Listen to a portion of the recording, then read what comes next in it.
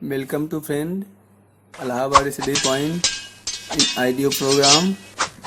आप सभी का हमारे आइडियो प्रोग्राम में इलाहाबाद स्टडी पॉइंट की तरफ से आप सबका स्वागत है। तो आज हम अपने आइडियो प्रोग्राम में शुरू करने जा रहे हैं बंगाल में क्रांतिकारी उग्रवाद। उग्रवाद को हम आतंकवाद भी कहते हैं। तो बंगाल में क्रांतिकारी उग्रवाद से संबंधित प्रमुख संस्था जो थी उसे अनुशीलन समिति थी। बंगाल में क्रांतिकारी उग्रवाद से संबंधित प्रमुख संस्था अनुशीलन समिति थी।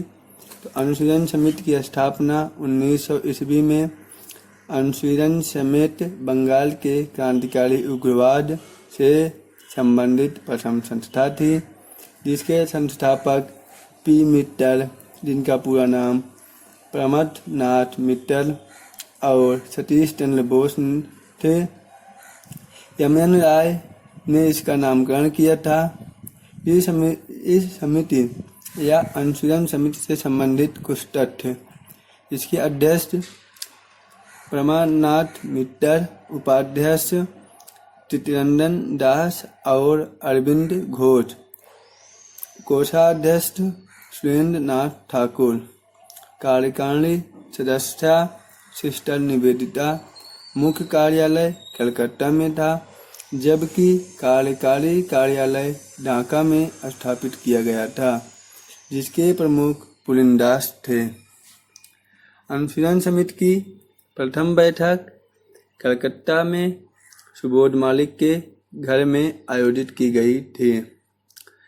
अनुशीलन समिति से संबंधित एक नेता वारिंद्र घोष थे, जिन्होंने अभिनाथ भट्टाचार्य और भूपेंद्र नाथ दत्त जैसे नौजवानों को अनुशीलन समिति से संबद्ध किया था। भूपेंद्र नाथ दत्ता विवेकानंद के बड़े भाई थे।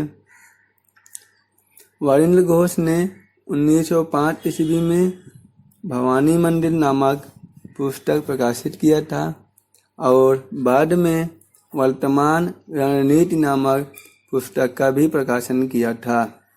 गौरतलब है कि बंगाल के क्रांतिकारी उग्रवादियों का मनोबल बढ़ाने वाली भवानी मंदिर प्रथम पुस्तक थी। वस्तुतः वर्तमान रणनीति नामक पुस्तक की रचना वारिंद्र घोष ने किया था, जबकि इस पुस्तक का प्रकाशन अविनाश चंद्र भट्टाचार्य ने किया था, जिन्होंने इस पुस्तिका के प्रकाशन के समय कहा था कि भारत की स्वतंत्रता प्राप्ति हेतु फौजी शिक्षा एवं युद्ध कौशल अत्यावश्यक है।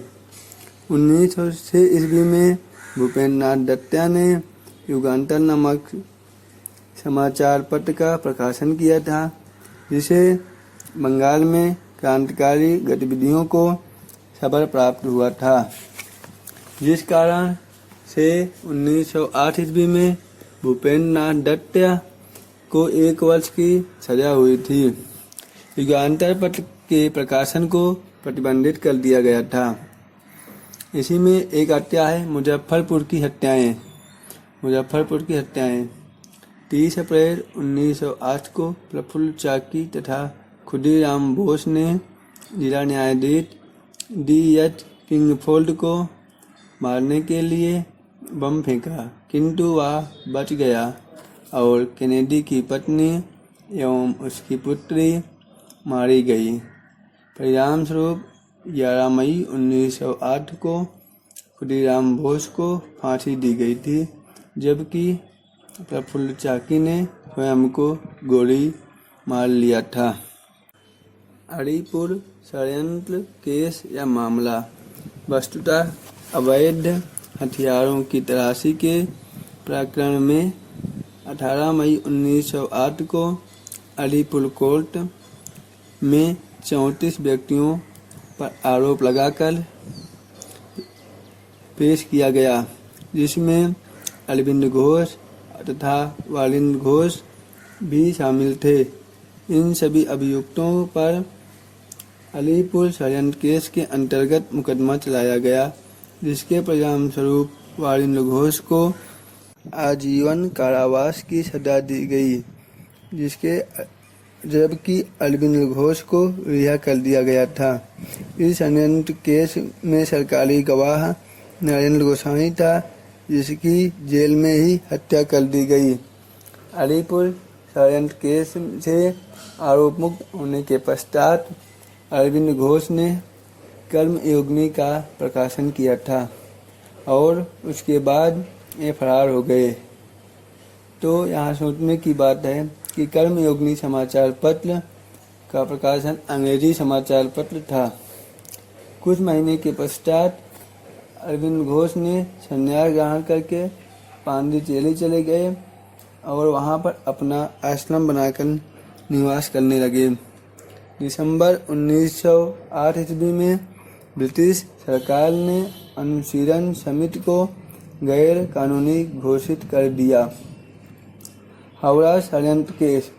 जतीन्द्र नाथ मुखर्जी ने 1910 ईस्वी में डीएसपी शामलुक आलम की हत्या कर दिया था, जिस कारण से हावड़ा षड्यंत्र केस के अंतर्गत मुकदमा चलाया गया था और जतीन्द्र नाथ मुखर्जी को आजीवन कारावास की सजा दी गई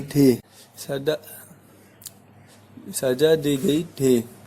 आज के वीडियो में इतना ही। आगे देखने के लिए विजिट करें हमारे YouTube channel Allahabad study point. आपको जो भी त्रुटियां नज़र आई हों उसे कमेंट बॉक्स में अवश्य लिखें, ताकि हम इसे अपने अगले वीडियो में सुधार सकें। धन्यवाद।